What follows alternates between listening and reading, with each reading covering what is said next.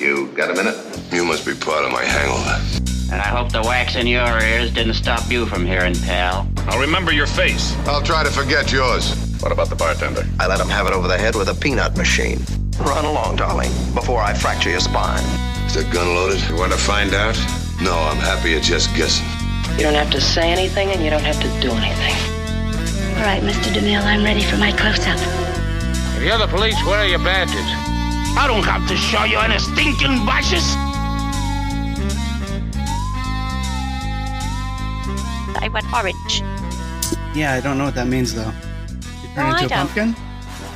Well, I might do next. My face is nearly halfway there. Harley Lantern. Yeah, I can sell that like merch. Everyone's got merch. I'll be a lantern. I loved Lily's new stuff that she's posted. Stuff looks do you like it? Mm-hmm. Yeah, it's awesome. I got to get on there and buy a few things. She made a dad. When we went to the beach, we collect shells and stuff. So she put them all in one of the bowls and made him like a tea light candle holder thing with shells on it. Dead nice. I want it. Oh, that's cool. Always gotta steal it. I know. I'm just gonna start moving it closer to like where I sit, and then accidentally light it, and then it's mine. All right, so tell me about the new job. I want to hear about everything. When did you decide that you were going to do this? How did you find it? Tell me everything that went down. Well, it's not anywhere near exciting, to be honest. It's exciting for me. It's exciting. Well, it's kind of exciting for me. I get a discount card and stuff. My friend has been working there for years. She's always minded me about it, and then I was getting a little bit fed up where I was. It's probably a gentle euphemism for describing it. A little, yeah. And a position, she got promoted, and a position came up working in a team, and she's been she just kind of wants to start again. Like, she's in a position where few people may have not taken to suddenly being told, rules changing, things like that. So a couple of positions came up, and I thought, well, why not? I haven't had an interview in like 7 years, because I've worked at the same place for 7 years. Yeah, it's a huge difference, yeah. Yeah, I thought if I'm going to start looking at something else, I can't walk into an interview and go, I don't know what to do. Because that's not really good. Right. I wouldn't hire me. So I thought, well, I'll go along. Would you hire you anyway? No, to be fair, I really wouldn't. A polite no, big fat no. I'd hire you. So, you kind of already did. I might put you down as a reference if I get really stuck. Perfect. I'll tell them all kinds of things. Maybe not. And so I went for the interview when we were supposed to do the podcast, and then I didn't expect them to get back so soon, but they rang me the same day, so then I had to go back down and take all my paperwork. I have to really, really prove that I'm a real person. Yeah, they can't be hiring robots or anything. Jeez. I know. They must have suspected, because I did my interview with my half face not working. So I was like two-faced. Except instead of one being maniacal and one being normal, it was like one was maniacal and one was just stoic. You should have brought a coin with you and flipped it around and tossed it at them. I don't think they would have got it, to be fair. They were barely getting what I was saying. Could you dribble a little less? I was trying to turn my face so that they couldn't see that one side of it was just not a lot happening, except swelling. She's sitting back there going well, it's kind of making it worse. Just maybe turn your head this way. Yeah, maybe. All right. So what's the job? What's the position thing? It's just working for the NHS, which is huge. That's awesome. That's the National Health, whatever, right? Yeah. Yeah, that's cool. We don't have very that good pension, people. Very good pension. Very cool. That's super cool. Yeah. Plus, I get set shifts. I haven't had set shifts in about 10 years. Yeah, no, that's a huge fucking thing. And then, like, how's the commute? Yes. Like, where do you have to go? Well, it's only like 20 minutes in the car. Oh, nice. And how far away was your previous job? Well, in theory, it was 30 minutes away in the car. But because you've got to go through a place where the motorway is, you don't have a clue if there's an issue on the motorway till you get near it. So once you're in it, you're in gridlock. And your So I was pay. having to leave like an hour. It was getting to the point where I was having to leave an hour before my shift and still barely just making it on time. Dang. And then, like, pay, it's an upgrade or same or lower or upgrade? More. Okay. Yeah. More. Okay. So you get more pay, you get a pension, you get a set schedule. It's way closer. Like, what's not to love? This is awesome. I know. And guess what? I don't have to really speak to anybody if I don't want to. Oh, nice. So it lessens your chance of pissing anybody off. That's great. Exactly. People are going to think, oh, she's nice, instead of going, fucking shut up. Oh, I'll have this illusion of being a nice person again. No, you're an amazing person. People would be ecstatic to talk to you. I think Yeah, maybe for the first like 10 minutes, and then it gets a bit boring. just don't ask her anything too important. Yeah. No, that's Yeah. really great. Very happy for you. Sure. Yeah. All Thank you. benefits. Yeah. And what's Street think? He's really happy. Oh, good. Obviously, he left the same place a while ago. Mm-hmm. So since he's seen the other side of life, Yeah. it's like, you need to get a life. This is not cool. Yeah, yeah. No, that is difficult. Like when you work at a place for so long, you kind of forget that, like, you don't have to be here. Yeah, I think you forget when other people say things like, oh, I'm off at the weekend. And you're like, what? It's a foreign concept. What You is can a be off weekend? at the weekend? You can do that?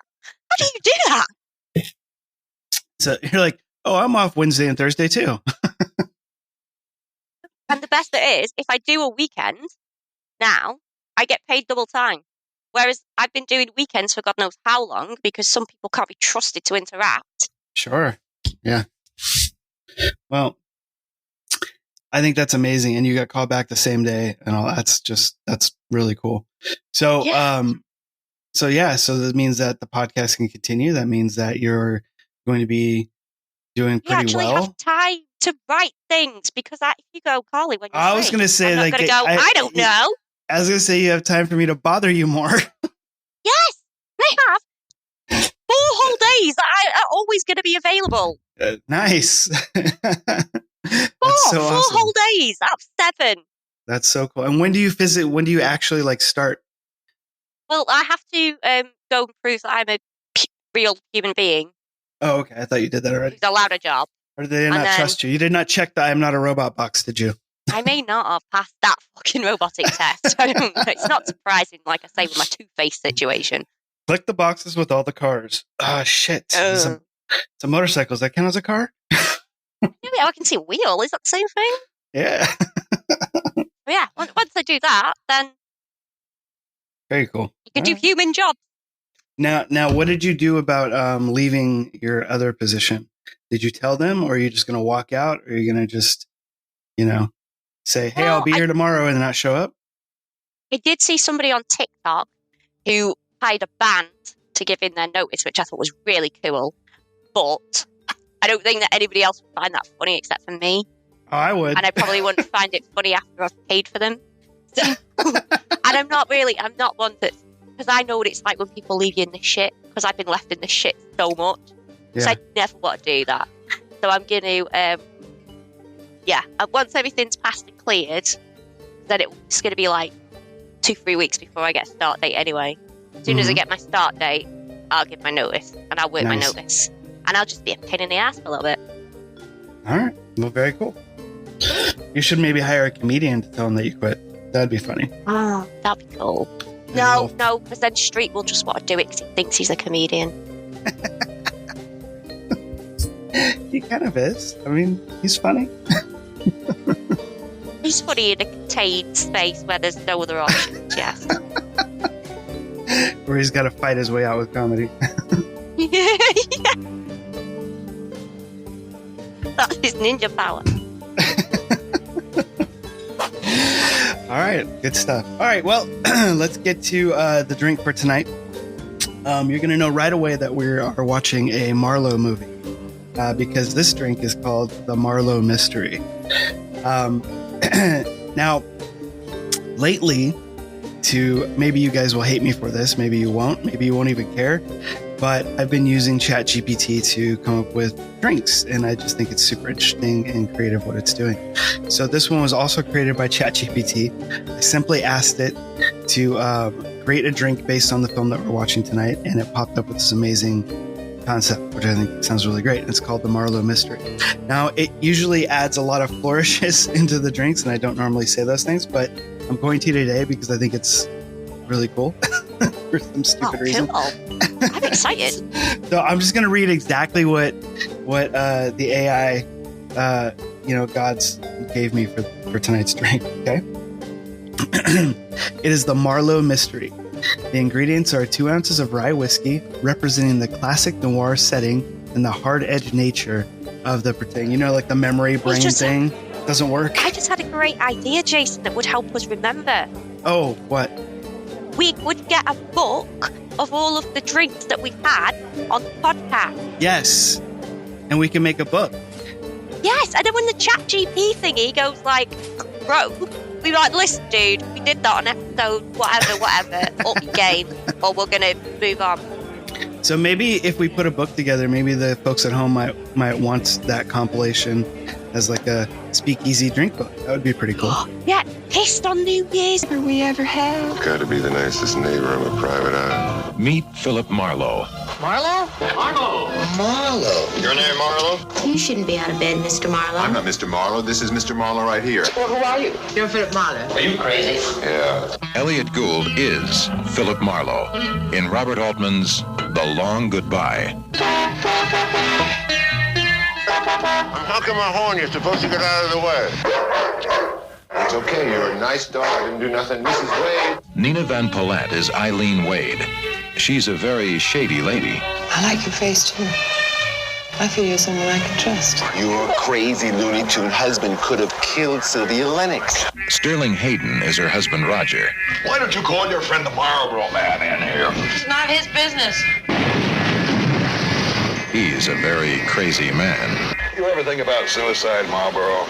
Me? I don't believe in it. Laugh-In's Henry Gibson is Dr. V. Dr. V, Dr. V, Dr. V, you must help me, Dr. V. Do you know a Dr. V? He's a shrink who's already been shrunk. Write the check, Roger. What check? Write the check, Roger. Whoa. Jim Boughton is Terry Lennox, a small-time punk. Well, that's you, Marlowe. You'll never learn. You're a born loser. You can't take my money. I want my money. Mark Rydell is Marty Augustine, a big-time punk. It's supposed to be some kind of smart crack. What do you think, Mabel? Ow! Wow. That's someone I love, and you I don't even like. The Long Goodbye has everything a detective movie should have. Well, could you explain that to me? Action. Suspense. Listen, Harry, in case you lose me in traffic, this is the address where I'm going. You look great. Harry, I would straighten your tires a bit. Yeah. Harry, I'm proud to have you following me. Mystery. What the hell are you doing? Yes, I'm getting ready to sing Swanee. Swanee, how I love you. I don't understand. I don't understand it at all. Beautiful girls. Exotic locations. Hey, Mrs. Wade! An exciting chase scene.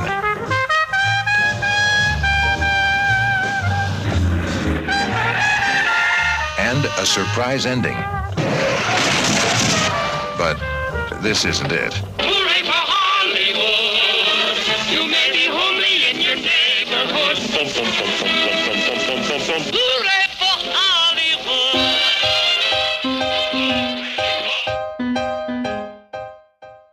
All right, that was the trailer for tonight's film, the 1973 film called The Long Goodbye. The Long Goodbye is an American neo-noir satirical mystery crime thriller film directed by Robert Altman and based on Raymond Chandler's 1953 novel. The screenplay is by Leigh Brackett who co-wrote the screenplay for Chandler's The Big Sleep in 1946. The film stars Elliot Gould as Philip Marlowe and features Sterling Hayden, Nina Van Pallant, I think that's how you pronounce it, Jim Bouton in a rare acting role. I got to look up who that is, actually. Mark Rydell in an early uncredited appearance by none other than Arnold Schwarzenegger. This show, I always want to go in and just talk about the story, but I guess I can't do that because we have somebody here who's got a famous synopsis called the In a Nutshell synopsis, and that person's name is Carly Street. So everybody give a round of applause for Carly and her In a Nutshell synopsis. And now it's time for Carly's super famous In a Nutshell synopsis.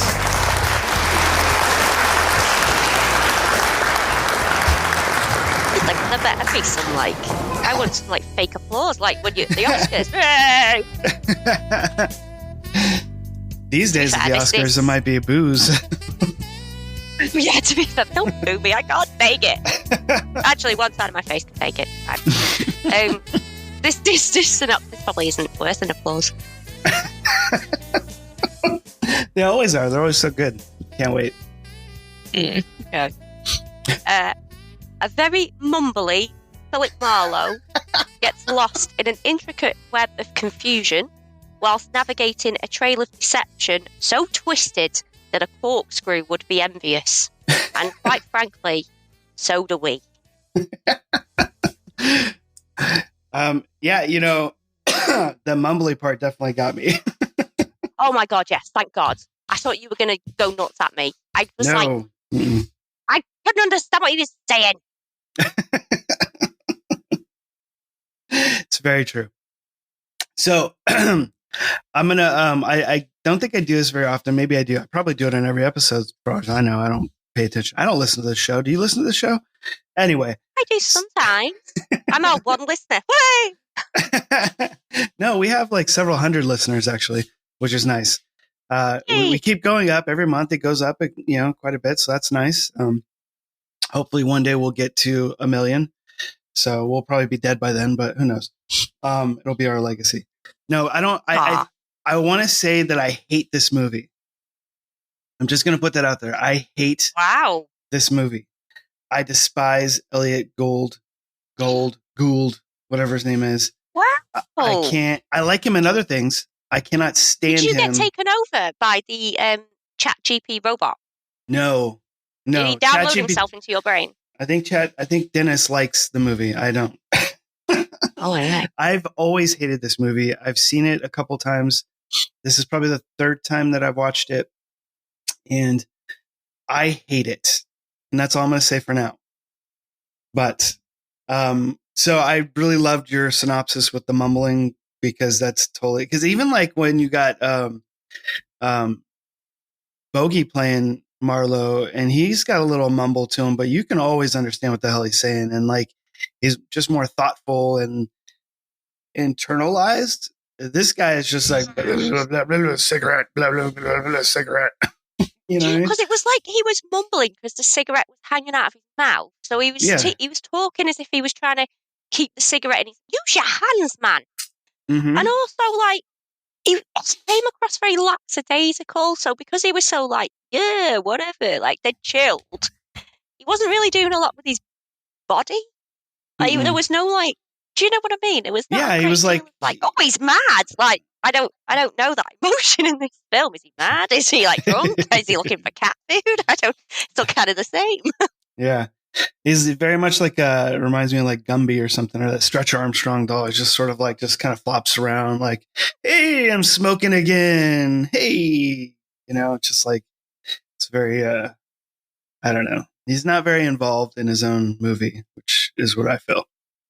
Because I do like Elliot Gould quite a lot. Well, I generally quite like him. You know, like don't one of us love him, but yeah, I can't say I dislike him.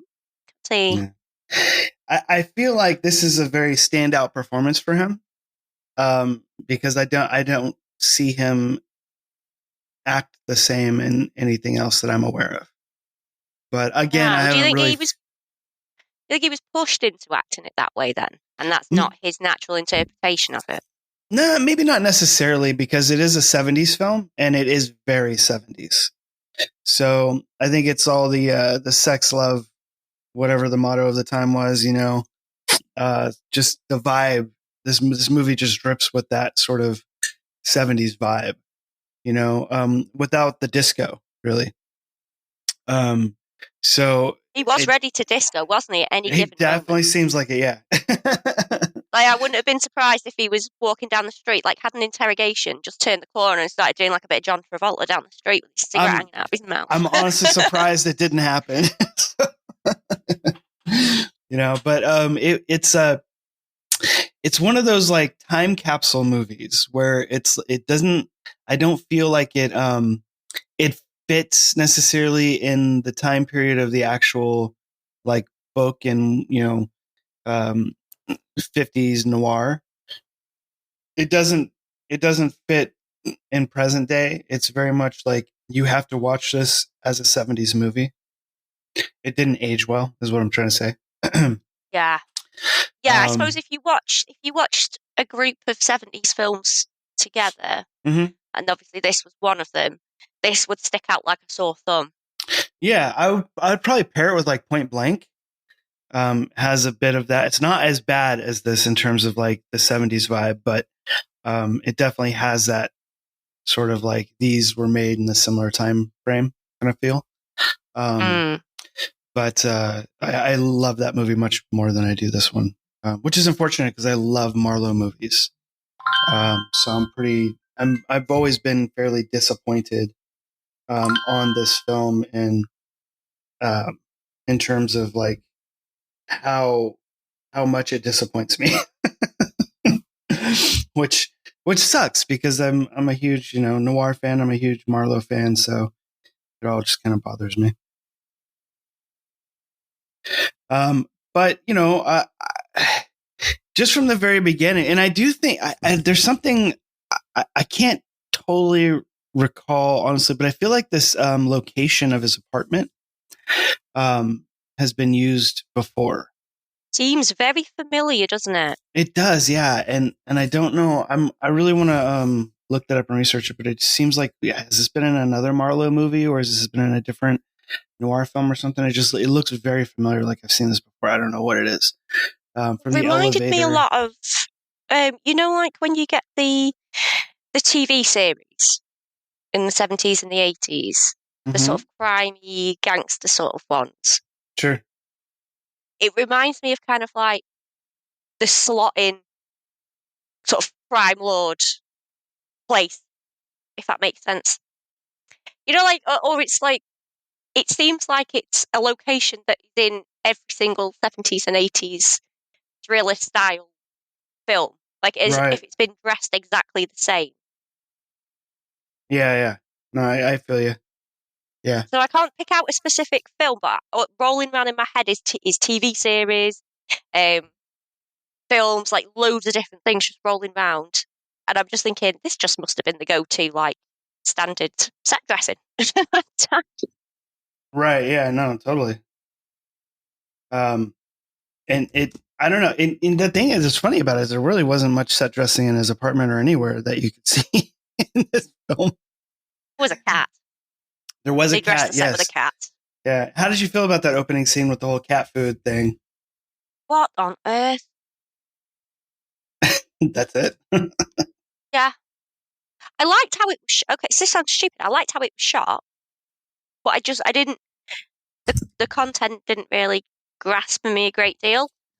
So, okay, we're trying to do some character setup here, a bit of character development, or someone's going to kill his cat, or he's going to go back to the place with the guy, or something like this is going to connect. As far as I'm aware, I don't think any of that did. So we just watched him go to the shop for cat food and then lock his cat out for an unbearable amount of time and then badly spoon it into another tin to then re-spoon it out so the cat didn't even see him do that. So I don't quite know why he put it in the tin to then take it out the tin to then just put it back in the bowl. Yeah. Yeah. So I found real quick before we get back to the cat. So it was used in Kenneth. How do you pronounce his name? Branagh. Branagh. By the way, I don't know if Kenneth you saw Haunting in Venice. Oh my god, I love those movies. Did you go watch that yet? No, I've been on Netflix. Did you like the other two? I don't think I've seen it. You haven't seen the Death on the Nile and Murder on Orient Express? No, I don't think. No, is one of them got Johnny Depp in? Yeah. No, that's the first one. He's barely in it though. Oh my god, they're so amazing. In my opinion, anyways, I love them. So I was so excited to see Haunting in Venice, and I loved it as well. I quite like Kenneth Branagh anyway. He's great, and he's just so perfect as Hercule Poirot. How do you pronounce it? Hercule Poirot. That's not exactly how you pronounce it, but it's better than yours. That's how you do it. Anyway, so I discovered the apartment building. You can rent it for actually his apartment for $2,800 a month. The 1 bedroom, 1 bath. It's in Hightower Court in Hollywood Hills.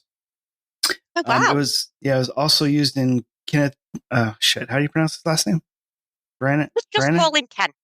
Kenneth's 1991 film Dead Again, which I don't recall. And David Copperfield stayed for several years in the 80s while performing at the nearby Magic Castle. Interesting. So maybe it's in 2 films. Anyway, it looks familiar. I don't know why. But there you go. Now the cat. The cat, I thought was so dumb. This is so dumb. This whole cat scene about him going and get cat food, and I don't understand the character development of this. I don't understand the stupid little character development with him and the guy at the store, and then later on at the jail scene. All this is just like nonsense. Just, I don't know, just takes up so much freaking time. It really was. There was a lot of time taken. That's why I assumed this is leading to something. The only thing it leads to is it gives him a sort of alibi, which they never really utilize. Like, you know what I mean? It just never does much. He uses it when they like question about driving his friend or whatever, which is already a weak alibi. But I mean, you're driving somebody, so at that time period, it's not like they had traffic cams or things like that. So he didn't get pulled over. Nobody could like timestamp, when he drove him. All that kind of crap. No. But, so I don't know. I just thought it was kind of useless and didn't matter. And I don't know. Just everything from this film just like really bothers me so much. It reminded me of like when I tell a story, it reminded me of a story being told by somebody who's drunk. Yeah, like right. Yeah, and you don't catch it all, but you kind of, it's a bit too rude in the situation to be like, what? So you just try and keep up and fill in the blanks until you get to the next solid bit that you remember. Like, okay, and then it's like, what? Okay, it'll make sense in a second. No, it's absolutely like listening to the author, the guy, the older guy that looks like he should be captaining a ship. That was the writer. like it's like listening to him for 2 hours because he's drunk through the whole movie. Yeah. But as stoic and good looking as this older man was, like to sit there and listen to that forever is just kind of like numbing. Just numbing. But yeah, I feel like everybody in this movie was sort of that way, except for the bad guy who is just like not really that bad, but also he's really just bad. Nuts. Yeah, like he's just insane. There's something wrong with him. with him. Puts a glass in somebody's face and then just goes bye. Mm-hmm. I mean, I get that you're trying to prove a point. I think that was actually one of the best scenes in the film because I was like, what? I did not see that shit coming. I would be petrified of that guy. No, definitely the best. The best scenes in the film is the naked yoga girls across the way. I mean that's the best scenes in the film. Let's just be honest. The glass to the face thing was just uncalled for. And why is she staying with him? Like, why is that woman? I just I feel like don't she can get away. Oh my, look, what? No, she can get away. She tried to get away that one time, but I'm like, you pick now? But yeah, when you have no face, you now decide to run away. I don't understand. It's crazy. You know, and it's like... Was it Terry, his friend? I couldn't get over the fact that I kept thinking, you look like Steve Zahn. Just look like Steve Zahn. Oh, you know, I was thinking... That can't possibly be Steve Zahn. No, Steve Zahn's funny. This would be entertaining if Steve Zahn was in it. Where's Steve Zahn? That's all my brain kept going to. Yeah, I kept seeing Jeff Fahey. Fahey? How do you pronounce his name? Do you know who that is? Not getting involved. And no, Jeff Fahey. I'm never going to find him off your bloody pronunciation. Oh my God. You don't know who he is? Let me put on Google. Hold on a second. It's Fahey. He was in Lawnmower Man and Lost. Look at his younger picture. Reminds me a lot of that guy. Okay, I've got him up here. The long blonde hair and the super blue eyes. Oh, yeah. No, I still can't recall a massive amount of anything that I've seen him in that's popping off out of the screen right now. He's been in a lot of stuff, but I think probably best known... seen him in loads of stuff in the background, haven't I? And not really paid attention. He's more like he'll either play the lead or he'll play like a co-star, but I think the most well-known things that he's done is probably Lawnmower Man and Lost. But he's been in a ton of stuff. Training Day. There's a photo where he looks exactly like James Garner. James Garner? Yeah. Oh. Honestly, he's dressed up like in Wild West stuff, but if you weren't a cowboy. And he looks like James Garner out of Maverick. Nice. Like in his Maverick years. That's cool. That's funny. Yeah, I mean, the dude's he's pretty prolific as far as acting. He's been around for a long time. Almost 200 films he's been in. But yeah. Oh, he's in Wyatt Earp. Then maybe that's where the picture you're getting from is. Oh, possibly. That's Kevin Costner, isn't it? Yeah. Yeah. I will have seen that at some point. I like Kevin Costner. Yeah. I like the Field of Dreams. That's pretty much it. I like most of his stuff, to be fair. Yeah. Quite a lot of it's crap, but it's not bad crap. You can just have it on in the background. It doesn't really affect you one way or the other. It's not offensive. No, I think he's made a... Get this off! No, he's made a career of having good roles, of finding good movies to be in. I just don't like him. He's the same in every movie. It's the reason why I don't like Tom Cruise or certain people. It's it's the same. He can't change his acting style. He's the same in Yellowstone as he is in, Field of Dreams, the same damn person. And it just... I kind of like that person, though. When I was watching 13 Days, I thought, God, I wish President Kennedy had somebody like you to advise him. Would have been so cool if President Kennedy had Kevin Costner helping. Yeah, I don't know. But yeah. So anyway, that dude reminds me a lot of Jeff Fahey. Yeah. Fahey. No, it's not Fahey. I have no idea. I don't know. I'm going to stop pronouncing now because I'm worse than you.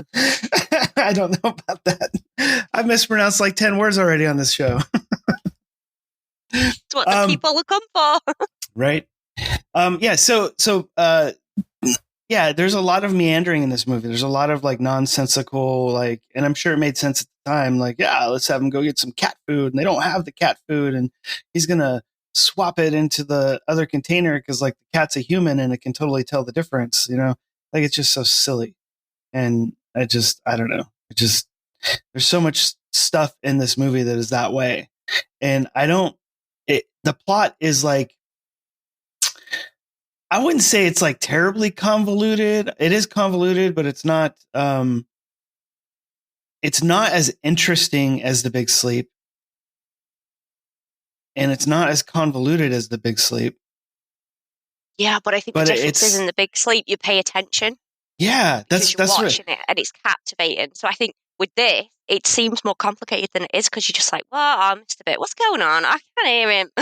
Yeah, it's I think it's because there's so much meandering. It's because as you keep going through the movie, it's like it feels almost more like Chinatown in the way that the story is told with the different sort of like storylines. And I'm still not clear on the end of the movie, like with the money. Who brought the money? I guess it was the girl who brought the money. She had the money the whole time. I'm still not 100% certain on that either. I thought we were going to go back to it. I don't know, but so I think I really do think that it's because it just meanders so much that it makes the movie seem more complicated than it is, and it's just uninteresting in that way.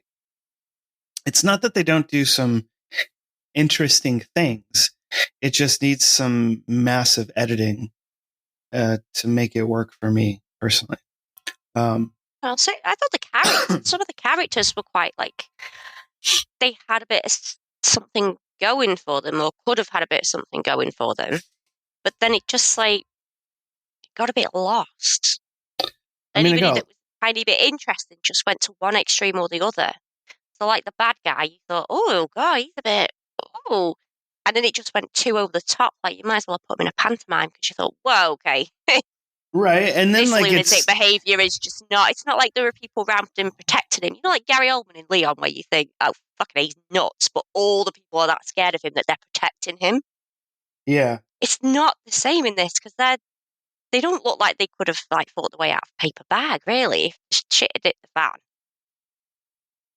Yeah, no, I agree with that. Then with the woman, like when she seems like she's interested, it just goes completely in the other direction to the extreme. Like, all right. Yeah. You know, I thought it was also interesting how he had to introduce the henchman twice. Like when he first goes to the guy's apartment, he's like introduced, "Hey, this is Ricardo, and this is Jimmy, and this is Joe." I'm just making up names, but you know what I mean? Like, did you think he was being funny? Was he being funny? You know, that kind of bullshit. And then when he goes and sees him at, you know, he's at the guy's house. He's got a, "Oh, you know this guy, you know that guy, you know this guy." And then you got Schwarzenegger sitting there or standing there who wasn't in the first scene, who just shows up here and he does not introduce him. And it's just the most out of the blue thing ever. That's and I'm because like, he's the scary one, you see. You always watch the little quiet one. Yeah, right. The one at the back that doesn't say anything. Yeah. I just thought it was so fun. I'm like, it must have been at this weird time period where it's like, oh, Schwarzenegger is going to be a hot commodity in Hollywood. What do we got that we can just throw him in? Because he can't, you know, speak English. Well, let's make him a henchman. So they just threw him in the movie somehow. I'm pretty certain that that's how that happens because he's not in it before and he's not in it after. It doesn't make any freaking sense. He literally just comes in, flexes his pecs, doesn't he? And then yeah, which is the damn weird scene. It's like, hey, everybody take your clothes off. Let's all take our clothes off. Like, what the fuck is happening right now? Like, what are we doing this for? So silly. I don't know. And all his henchmen are like, they're feeling the same way the audience is like, what is happening? Am I really supposed to do this? What's going on? And the one guy hiding behind the chair, you know, like, it's so funny. So dumb, so funny. And I guess that's where the satirical part comes in of like the description of this movie, because I don't find it satirical at all. It's just. See, I was thinking, am I not getting that? Yeah, I don't know. I really, really I love satirical comedy and satirical stuff. In England, there's quite a lot of programs that are satirical, and they don't like advertise it that way. So people think it's real, and they start kicking off left, right, and centre. And it's like, no, it's a joke.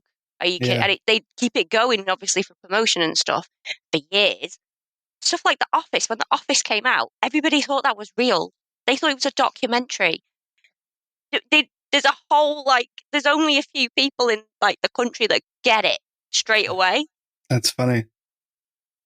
I think there's people even now, to be honest, that still go, David Brent, what a knobhead. So I quite like it, but I wasn't really not getting that myself, I have to say. I wasn't either, unless they're just trying to make fun of noir or something. Like maybe that worked at the time.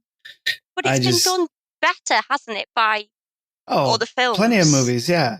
Dead Men Don't Wear Plaid, or well, I guess at the time 73. I don't know how many satire kind of noir films there were at the time, but I mean, fuck, even Bugs Bunny cartoons were making fun of Bogart and stuff.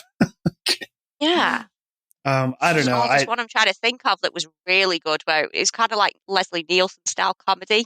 It's a bit like a Naked Gun style one, where a bit of it's in your face, but then just as you thought it was like go into a slapstick comedy, they just cut it off, and it was like, that's more hysterical.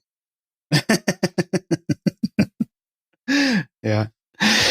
Well, yeah, I don't know. It just didn't, that part of it didn't hit for me. The noir aspect is there in sort of an homage kind of way, but it doesn't have the lighting. It doesn't have, I wouldn't even say it really has the femme fatale done properly. No. You know, there's a lot of things that they, in my opinion, they got wrong, and I'm not sure why it's celebrated so much, but maybe I'm just not the right audience for it. And I should be the right audience for it. Both of us should be the exact audience for it, but I don't know. And maybe, you know, I don't normally gravitate towards like 70s type stuff either. 60s and 70s are sort of like a black hole of cinema for me, where I don't typically care for that unless it's like horror.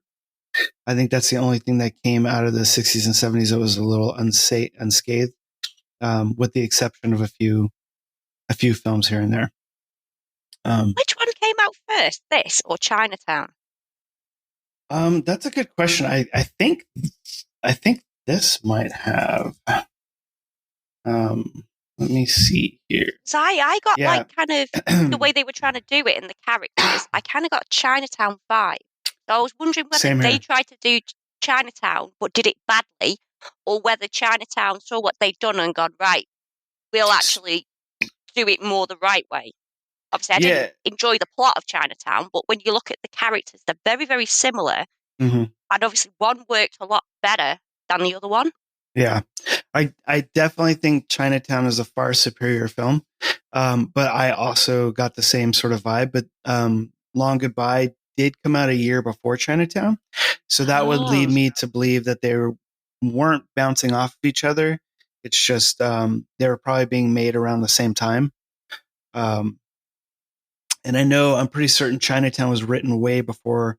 Well, I can't say that because this is based on a book that was written in like the 50s. So, yeah, I mean, it is possible that Chinatown is sort of bouncing off of the original source material more than the film itself. When you compare the two female leads in particular, like the Chinatown character has a lot more depth and has a lot more sides and a lot more going on. And it's done a lot better. But the female character in this one is very, very similarly done to that kind of style, you know, as opposed to, it's not like you said, it's not femme fatale. Yeah. But then it's not at the Chinatown character development sort of like layered level. Yeah. It's like they stuck in between. Mm-hmm. It's just like they got the style, but they forgot all the character development of it to do it properly. Yeah. Yeah. And that's one of the, weird things. And I think that they kind of did that across the board. I think they focused too much on weird stuff like the cat food, and I don't know, trying to make that as character development, which I guess it kind of is in a way, but it's also really dumb character development. Like, okay, yeah, this guy loves his cat so much, he's going to try to trick it into eating the right cat food. I mean, but why do we care about that? And nothing else in the movie comes up in that way where he's that caring of anyone or, he's got no real friends in this film. We don't see anybody in his life other than the one guy he helps, which I guess maybe that's the reason, no questions asked. He helps and drives him down, to Mexico or whatever. But that juxtaposition with the cat food thing just doesn't, those two things don't really mesh well. No, because even if there was like a scene at the end where he was sad that he'd lost his cat and it was the only thing that was in his life that he cared about, then that would hone back and make sense as character development. But you don't really come back to that in any sort of serious way. No, not at all. No. And I'm wondering, was it even his cat? Because the cat's got a cat door in his house. And it's like the way the cat door works, how does it get back in? Like it opens outwards, but it doesn't open back inwards. So I don't know. Oh yeah. It's weird, but anyway, that's yeah, I don't know. This is a hard movie for me. So I read a really funny review. Did you? Oh, nice. And the title of the review was called "The Cat Who Ran Away Got the Best Deal." Nice. Well, I got a favorite quote from this movie, though. Oh, okay. Yeah, this is my favorite quote from the movie. It's Marlowe, and he's talking to somebody, and he goes,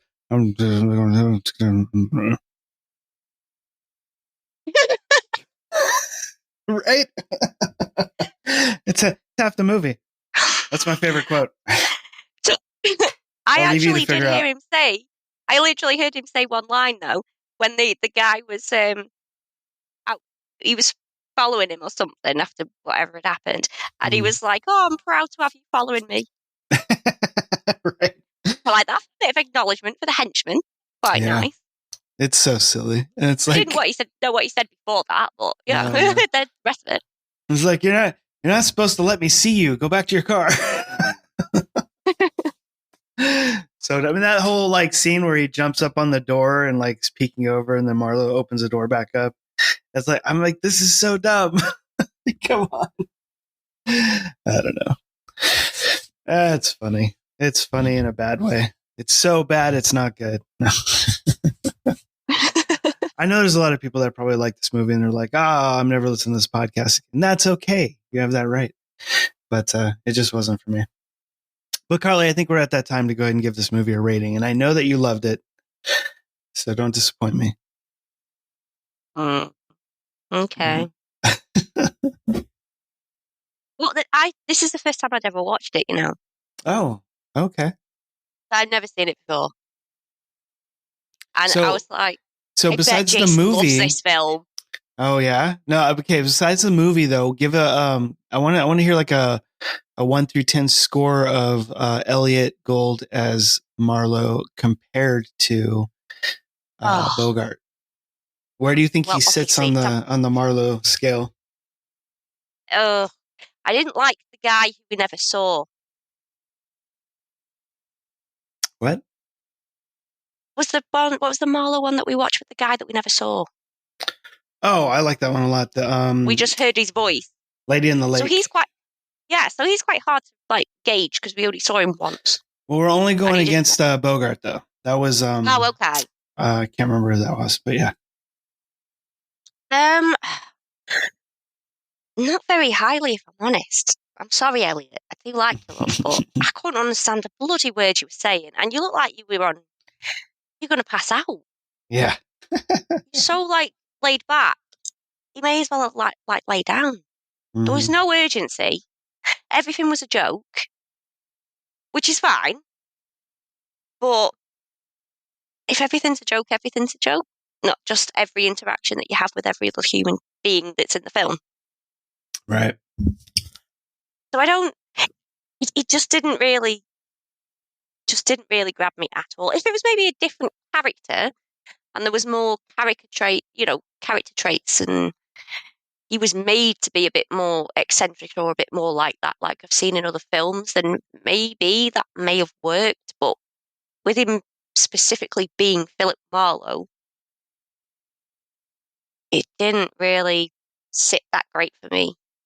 Because it took me out of the film. If you're trying to understand what somebody's saying. Oh yeah, it's super difficult for me. Like, which is a big thing about Tom Hardy. That's why a lot of people don't like Tom Hardy because they say he mumbles.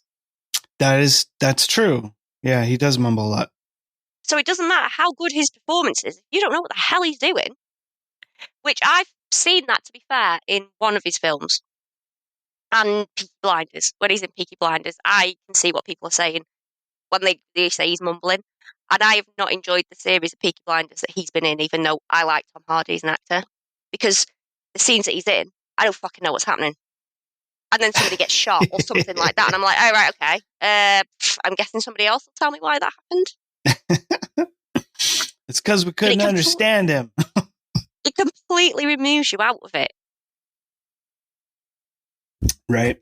No, I agree. So what's your score? Of him We as scored the Marlo. whole film or him? No, just him. Him. Just him. Do you know, I'm going to say like a 2, and that's only 2. because Oh, I okay. like Elliot Gould. Yeah. Like, I like him, but I just, no. Yeah, that's where I landed to, is like around a 2. Like, he is definitely not up to par for me on any level for a Marlo character. Like, the only thing that he got right is he's wearing a suit and smoking a cigarette, but that's it. You know? Other But than even that was like, to the extreme. I don't think there was Yeah. a scene where he didn't have a cigarette. right. Yeah. Yeah. But he So- could outsmoke the cigarette smoking man. If Maybe. you compared this film to like Well, all he the did. series of the X-Files, I bet you he would win. Well, you know, did you catch he was called the Marlboro Man a couple times by the writer Yeah. guy. Yeah. So I'm not sure if that was because of his gung ho sense of like, just charging forward into anything, as or just smoking a lot, but whatever. But yeah, I give him a 2 as well. I didn't really care for him, in this movie at all, and I didn't really care for the movie. But anyway, all right. So on to the movie itself. Go ahead and tell us what you like, dislike, and give us your Gen score. I disliked quite a bit, unfortunately. I didn't really enjoy Chinatown, but at least I could understand a lot of the aspects of it and appreciate a lot of the aspects of the filmmaking and the performances and things like that. It was just I had a slightly different issue that didn't make me enjoy it. And this is probably the closest comparison to that I can think of. And like, this was nowhere near on a par with that. It had some interesting ideas, some of the ways that they filmed it and things like that.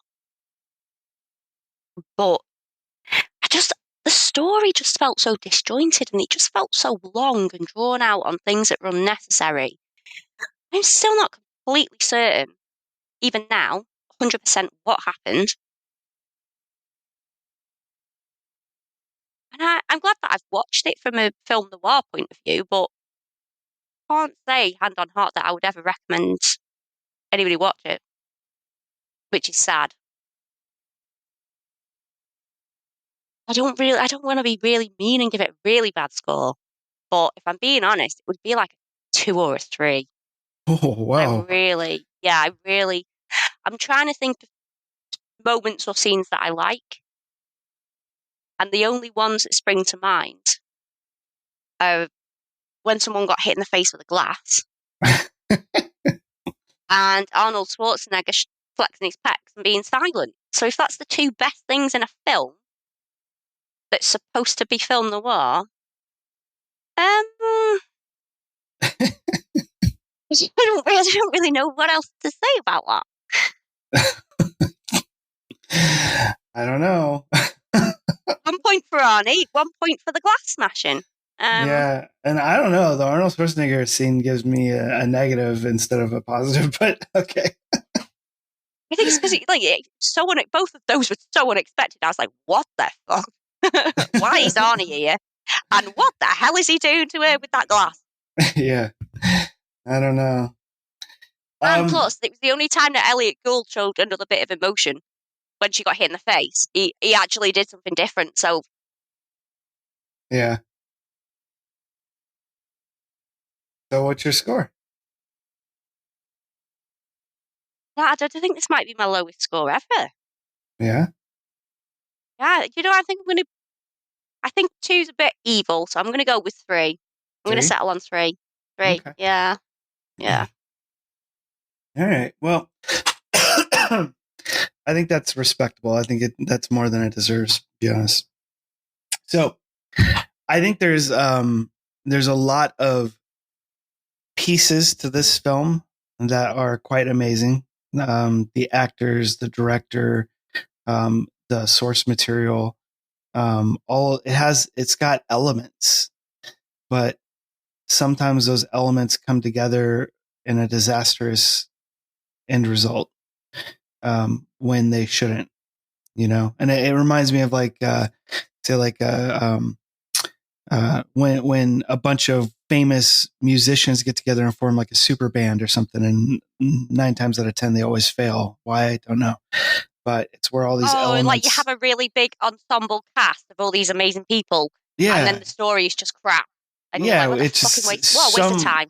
Yeah, somewhere it falls apart. It doesn't mesh. It doesn't work. And like Robert Altman, like I wouldn't say he's the greatest director in the world, but he's done some great stuff. And my personal favorite is Popeye. And I know it's not revered by everyone, but I love his version of Popeye. I think it's amazing. Great cast, great direction, great sets. Everything about that film to me, it's just like is fantastic.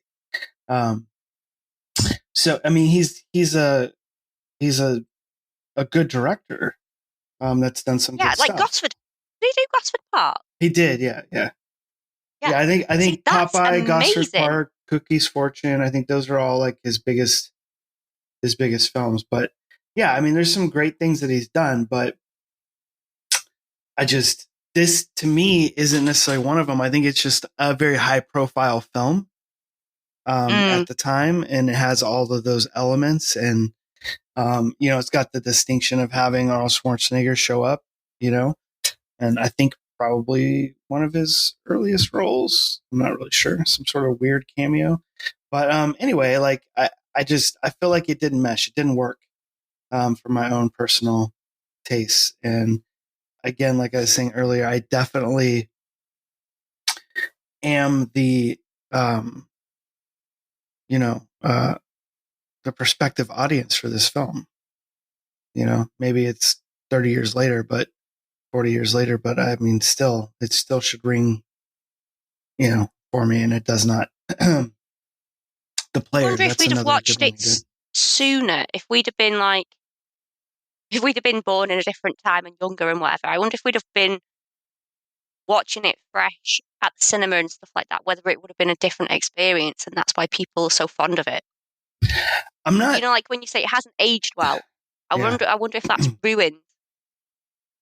Not the magic, that's the wrong word to use, but kind of like ruined it.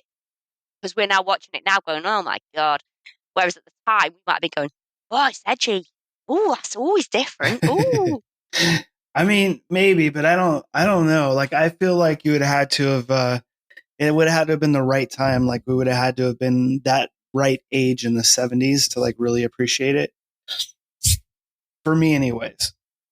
And I think that's my issue with most 60s and 70s films, is just for whatever reason, it's like, it's just too, they were experimenting far too much for me to like, I don't want to say appreciate, because I definitely can appreciate it. It's just my own personal likes. I don't, you know what I mean? I feel like they're just, experimentation is one thing. A lot of the crime ones that came out of the 60s and 70s, comedies and crimes, is kind of what I liked. Yeah. I mean, those I could see. It just, the stuff that's like, the only thing I think that was great that really came out of that era is like John Cassavetes type stuff, like the improv sort of thing, especially the stuff that he did with Peter Falk. I don't know. I really like that. And it has the same sort of feel as like The Long Goodbye, but it's just more interesting, like far more interesting, because there are character studies. And I don't think that we really got that with this. Yeah, I understand there's characters in this film, but they feel so uneven and so out of nowhere. And maybe that's life, but I don't think that that's life today. Definitely. I think people are trying to keep their head down and fly by and not being noticed, is where everybody in this movie has this sort of like, I am who I am and I'm trying to be noticed. Like, it goes against their whole persona at the same time. I don't know if that makes sense, but I feel like they're doing the opposite of what they're trying to do in a way. And it just feels strange. So, and as a noir, I don't think it works a lot, because it misses a lot of the stylistic aspects of noir. It misses a lot of the tropes of noir. Even though this is source material is, from the 50s, I feel like the direction and the stylistic atmosphere of the film completely misses the mark. I mean, just because it's shot at night doesn't make it a noir film, right? And just because he's a detective, which really does no detecting. Doesn't make it. Yeah, he's kind of like fluky, isn't he? Yeah, I'm not sure. Like, this guy has no clients, really, it seems. And then the one client he does have is like, what is he the finds case? him within like 10 minutes. Yeah, it's like, it makes no sense. Like, come on, really? And then like somehow everybody is connected. And in the city of Los Angeles, like all of these people are connected that closely. They have these different storylines that are like nowhere near each other, but somehow they are. It makes no sense. The guy beating up his wife and then the wife having the affair and the money and all that, they're all connected somehow, but they all meet up in different random ways that, doesn't say the story's connected. It just doesn't make sense to me. So just based on all those elements, I give the movie a 1, and I feel like that's harsh, but that's also at the same time, I think that's your lowest ever, isn't it? I think so. Maybe. Yeah. I think so. But this is the third time I've seen this movie and I haven't liked it at all. Like there's an element in there of something that I think is, I like, but again, it's probably the topless girls next door. I mean, I'm pretty shallow in that respect, I guess. as far as I'm just like one of the goons with binoculars, but I don't know. Other than that, I just like, and I'm just joking. It's not really a high point or anything. It's just so random and out there. That's another one of those like 70s things, it's like, okay. But it didn't have anything for me that I really cared about. Like I would have watched a story about the writer guy. Like he seemed interesting, but we don't get enough of him. You know what I mean? Like nothing that really matters. If this was all about him and like what's going on, like he seems interesting. But other than that, like there's nothing that I really cared. And I hate cats. So I don't really hate them, but they're not my favorite. So, no. Yeah, that's it. That's one gen for me. I'm not getting drunk off this movie. Me neither.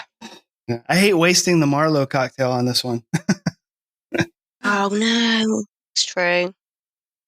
That's all right. Elliot, better luck next time. Wait, is he still around? He is still around, right? He is still around, yeah. Yeah, Altman's gone. I think he passed away in like mid 2000s or something, but can't remember. Oh, let's see. Oh yeah, 2006 passed away. But yeah, I don't know. Just not my thing. So there you have it, folks. You got 2 gens and you got 1 gen. So we hope you guys enjoy the film, and maybe a lot of you have already seen it and you really dig it, but it definitely wasn't for me. It doesn't sound like it was for Carly either.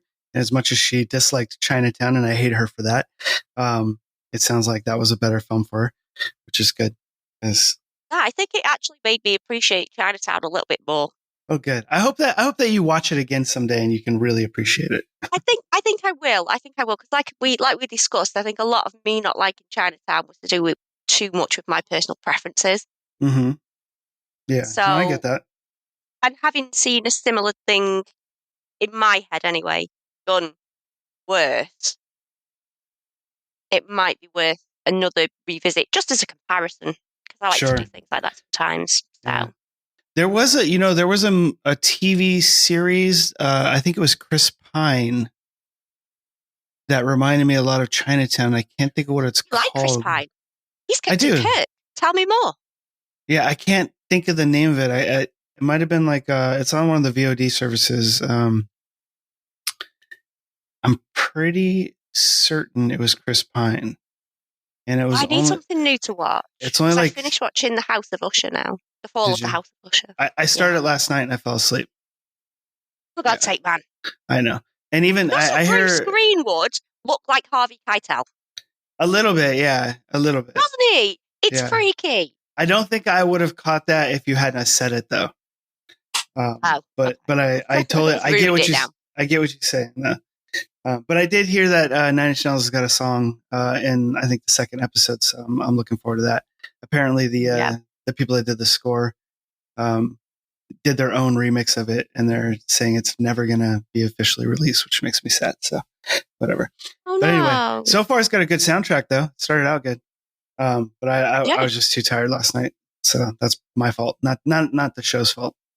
To be fair, it is one of them that you can't really dip in and out of.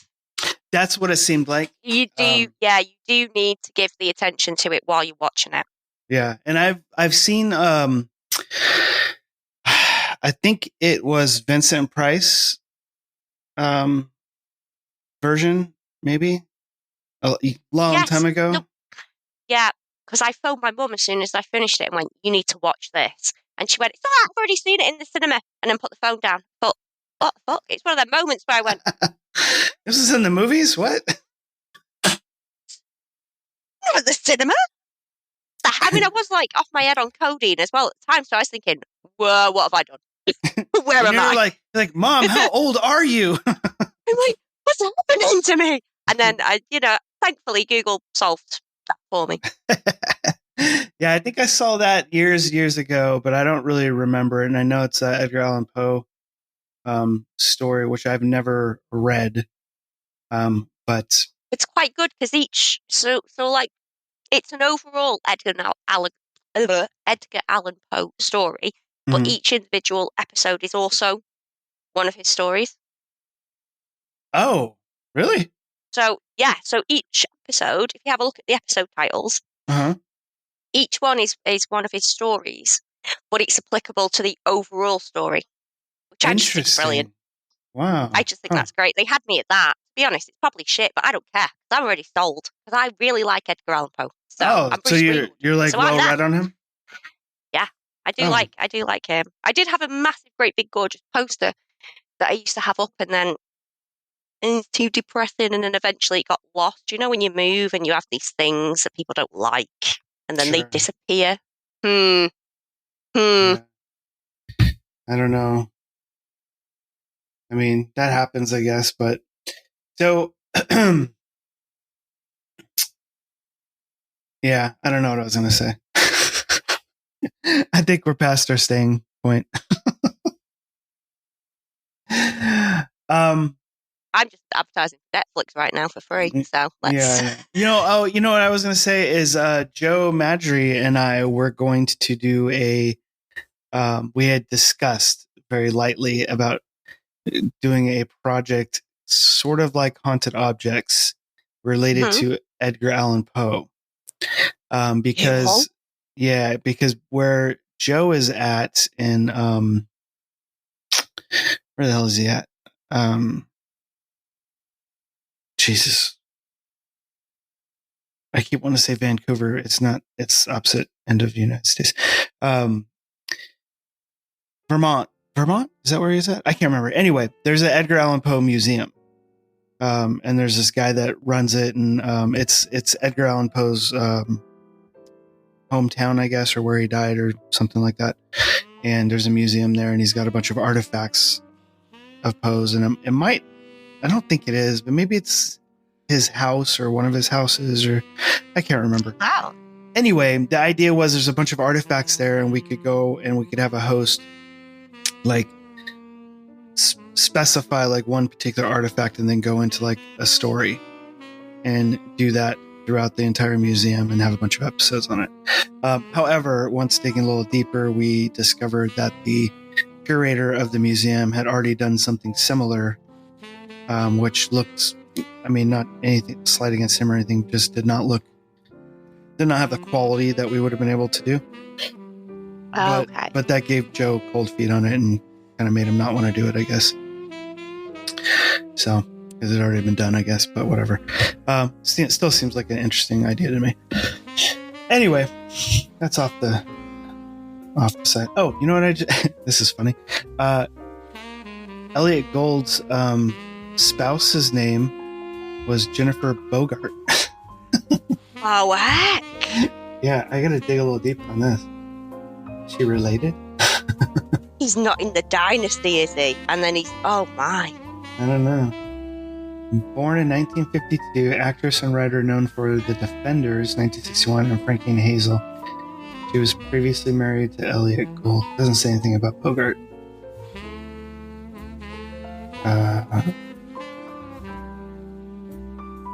Yeah, I think it's just a coincidence. It's a coincidence for us. They're like, what are you talking about? Well, I mean, you're in a Marlowe movie. Bogart was in a Marlowe movie. 6 Degrees of Bogart. It is! We should start playing that.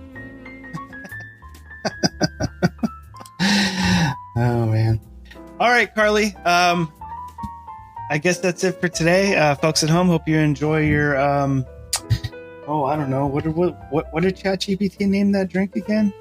What was it called? The Marlowe? Marlowe Mystery. The Marlowe Mystery. Yeah, we hope you guys enjoy your Marlowe Mystery while watching one of the worst Philip Marlowe movies ever created, in my opinion.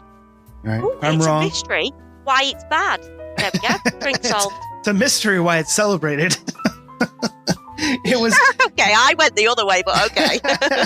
It was recently entered into the Library of Congress, blah, blah, blah, whatever, culturally historical, aesthetically significant. I don't agree with this, but whatever. Who am I? They have Titanic in there, so, Yeah, I mean, I don't know. I guess, whatever. I don't know why that would be in there either, but because it broke box office records, I guess. I guess that's significant in a way. Whatever. Well, listen, if they'd have had more money, Titanic 2 could have broken box office records as well. Yeah. Because I'm telling you, Shane Van Dyke not getting electrocuted, or trying not to get electrocuted, on the hull of a ship, in a bloody metal container. My God, man. A lesson in science. Uh-huh. I'm going to pretend I watched that movie, so... I'm going to contact Shane Van Dyke one of these days and go, listen, mate, do you know that I'm single-handedly keeping your reputation afloat? You're going to contact him and tell him you're single? What? Single-handedly. Oh, single-handedly. Keeping his reputation afloat. Uh-huh. Freudian slip. I know what's going on. Maybe I'll leave off single, Who knows? Accidents happen when you're on codeine. Yeah, usually you fall asleep. I think that's what Street's hoping for. He's like, when the fucking LD's going to kick in and she's just going to shut up. Poor Street. Don't you got a new job to go to? He was so happy when I couldn't move my door. Honestly, bless him. He was like, I'll bring you anything you need because you just can't yell at me. And then I worked through the pain and made more pain just so I could make noise. Just so you could, yeah. That's funny. All right, guys. That's it for today. We hope you enjoyed the movie, and we will see you next time. Bye-bye. He's looking at you, kid. Thanks for joining us this week on the Speakeasy Noircast. Make sure to visit our website, resurrectionfilms.net, where you can subscribe to the show on iTunes, Stitcher, or any of your favorite podcast apps so you'll never miss a show. While you're at it, if you found value in the show, we'd appreciate a rating on iTunes, or if you'd simply tell a friend about the show, that would help us out too. If you like the show, you might want to check out our book, The Dark Side of Acting Up, and The Dark Side of Acting Up Volume 2, now available on Amazon. Or you can check out one of our films, also available on Amazon Prime. Be sure to tune in next week for another episode of the Speakeasy Noircast.